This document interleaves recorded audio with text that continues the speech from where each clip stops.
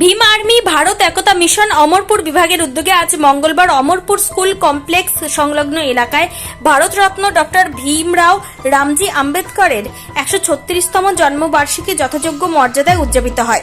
অনুষ্ঠানের সূচনা হয় সকাল প্রায় 10টা নাগাদ ডক্টর আম্বেদকরের মূর্তিতে পুষ্পার্ঘ্য অর্পণ ও মাল্যদান কর্মসূচির মধ্য দিয়ে। সংগঠনের সদস্য ও স্থানীয় গণ্যমান্য ব্যক্তিবর্গ উপস্থিত থেকে তার প্রতি গভীর শ্রদ্ধা জ্ঞাপন করেন। এরপর অনুষ্ঠিত হয় এক সংক্ষিপ্ত আলোচনা সভায় বক্তারা ডক্টর আম্বেদকরের জীবন আদর্শ এবং সমাজ সংস্কারে তার অবদানের বিভিন্ন দিক তুলে ধরেন। তারা বলেন, সমাজের অবহেলিত ও পিছিয়ে পড়া মানুষের অধিকার প্রতিষ্ঠায় ডক্টর আম্বেদকরের সংগ্রাম আজও সমানভাবে প্রাসঙ্গিক এবং অনুপ্রেরণাদায়ক। সমগ্র অনুষ্ঠানটি সুশৃঙ্খল ও শান্তিপূর্ণ পরিবেশে সম্পন্ন হয় এবং উপস্থিত সকলের মধ্যে সামাজিক ন্যায় ও সমতার डॉक्टर भीमराव रामजी आम्बेडकर बाबा साहेब नामे परिचित छिलेन।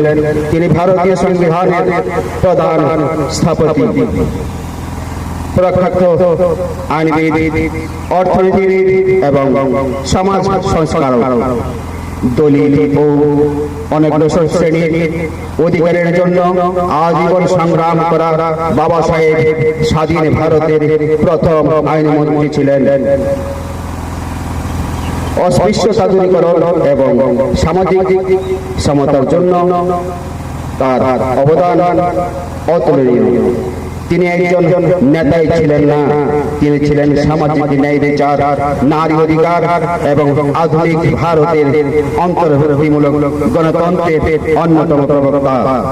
পৃথিবীর ১৭৯টা কান্ট্রির মধ্যে আজ ডক্টর বাবা সাহেব আম্বেদকরের এই জন্মদিন পালন করা হচ্ছে।